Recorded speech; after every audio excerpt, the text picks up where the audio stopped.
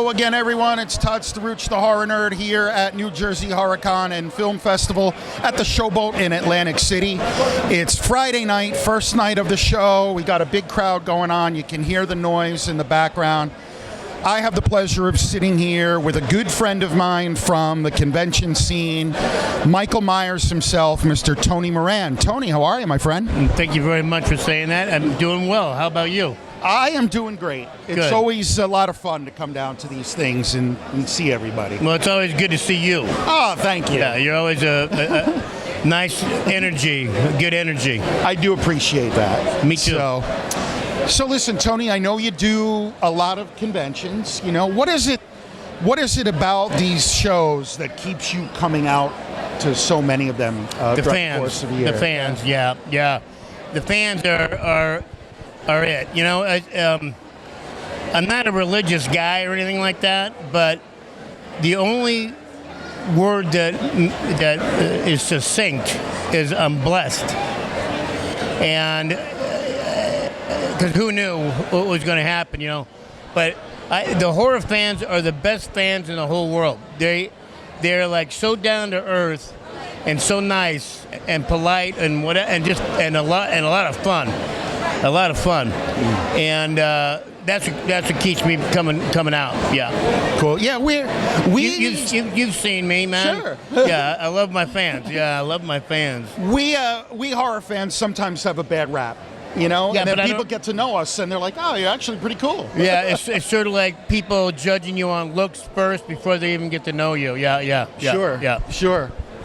So, Tony, you know, obviously Halloween came out, 1978, right? Right. A long time ago. Mm-hmm. Does it ever surprise you that after all this time, fans do still come out to line up to meet you, get your autograph, take a picture? Every convention, and I'm not just saying that to sound like I'm a nice guy or anything, but you'd have to be in my shoes. You know, a horror movie, you know, it was a low-budget movie, independent film called Halloween, and really low budget, and with nobodies in it and stuff like that, except for Donald Pleasance. I mean, I thought maybe a week or two in the drive-in, and that'd be about it, you know? Right. And look what happened. It's like, and that's why I say I'm blessed, because I am, you know, I'm just am, you know, and so I like to give back, you know, to what I've been given. And because it's become such a huge movie, iconic movie. So, yeah. So one thing that I do like to ask is, like, people that do conventions, they often tell me that one of the other things they like about doing them is you get to meet other, you know, horror actors or actresses that may have wanted to meet. Is there anybody that you're particularly a fan of that we're like, oh, I want to meet this person at this convention? At this convention, see, I don't, you know, once I get here, I don't even know really who's here, you know, so, but I get to see all my friends, like, you know, Felissa Rose or Dave Sheridan and Alex Vincent and Christine from Child's Play also, and so, but I don't, you know, I don't know who's here until like almost the third day, you know. Fair enough, because it gets so busy here, you know. But I have done that where I went, oh. Yeah, you did that? You played that person, you know? And I go, oh, it's great to meet you, you know? But, yeah, like Mark Patton, I thought about introducing myself to him, you know? Because he's on Nightmare on Elm Street, too, so I thought that'd be kind of cool to meet him. But, yeah, so it's, you know, yeah. What is perhaps your fondest memory from the Halloween shoot? Do you have like a particular time on set or something that might have happened that stuck with you all this time? Yes, I do. Okay. Can you tell us what it is? Yeah, I'm going to. You know, when my agent told me about the part, and when I went on the interview, well, my agent said, she goes, I don't know, man. You play some psycho. I don't know. I'm all right. So, and the only reason why I went on the interview is because of Donald Pleasance being in the movie, because I didn't even want to go on the interview. Because back then, if you did a horror movie, producers and directors looked down on you. Because it was an inside fact that the only way you see nudity is pornography or horror movies, you know? So you can get a bad rap by the directors and producers back then. But anyways, so I went on the interview and talked to John Carpenter and Erwin Yablans, and they just talked to me for about 10 minutes. They didn't tell me much about the movie or anything like that. We just kind of chit-chatted about my life and all that. And then I get to the set, and that's when I found out I had to wear a mask. After I signed the contract and everything else. Yeah, it was bad news. Bad news. Bad news, yeah. I'll never forget it. You know, they told me, my agent told me who to ask for as far as the wardrobe person goes. And so I did. I get to the house, and I go, I can't remember her name now. Susie, Mary, I don't know.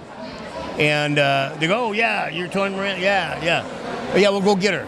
And so they go get her, and she came over, and she had the coveralls over her arms, draped over her arms, and the airborne army boots that have the hooks on the heel. Oh, sure. Okay. You know, and in her left hand, and in her right hand she had the mask and a jar of Vaseline. And she goes, here's your stuff. Here you go. Here you go. You know, and I'm like looking at her like, nobody told me about a mask. Nobody said anything. And I go, what's that for? She goes, well, you have to wear that. I'm like, what? Oh my God. She goes, yeah, you wear this in the movie. She was really bubbly and stuff, right? I go, I wear a mask in this movie? I have to wear a mask in this movie? And I'm getting all bent out of shape, you know what I mean?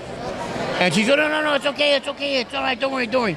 At the end, when you're choking Jamie, she's going to pull the mask off and you get to see her face. I'm like, oh, for like a second. Oh my God, right?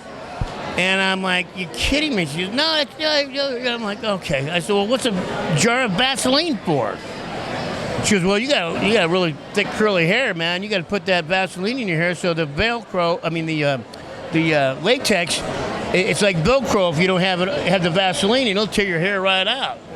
This way, with the Vaseline in your hair, it'll just slide right off. I'm like, well, that's just great. That's just awesome. And that's my fondest memory. That is an interesting story. Yeah. Behind the scenes, folks, from Halloween.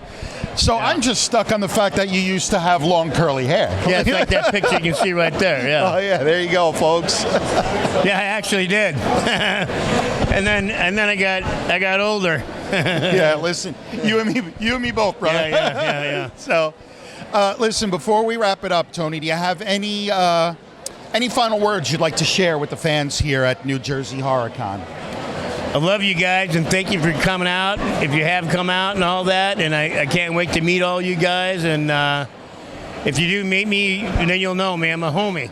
So I really appreciate you. I really appreciate you guys.